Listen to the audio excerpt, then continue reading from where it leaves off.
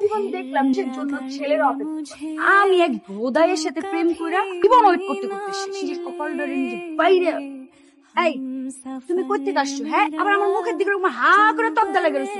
বুঝো না করছো এগুলা এগুলো একটা ড্রেস। তোর আমি কইছিলাম যে আমি বান্ধবীর বাসায় করে নিয়ে যাবো, এবার একটা পাঞ্জাবি করতে করে আসছি। এই পাঞ্জাবিটা রাস্তা থেকে আসার সময় ফকিরের কাছ থেকে নিয়ে আসছি, ফুটপাথ থেকে টুকাই নিয়ে আসছি। এই পাঞ্জাবি যে তুই আমার গিফট করছিলি ওই পাঞ্জাবিটাই। কি দাও পাঞ্জাবি এইটা? বাবু এই কোনো কথা কি কিনছিলাম দিদি, এইরকম হয়ে যাবে এরকম তো আমার কথা না। পাঞ্জাবি চুরা। আরে আমার বান্ধবীর বাসায় যাওয়া লাগবে না, তুমি করলা এটা খুলে টুলে কই যাও তুমি? তাও কো আমার সামনে আসলে কেমনে? তুমি কি জিন নাকি ভূত? তুমি মনে করে আসছো? বাবু আমি চিন্তিত হইতে যাবো কিসের জন্য?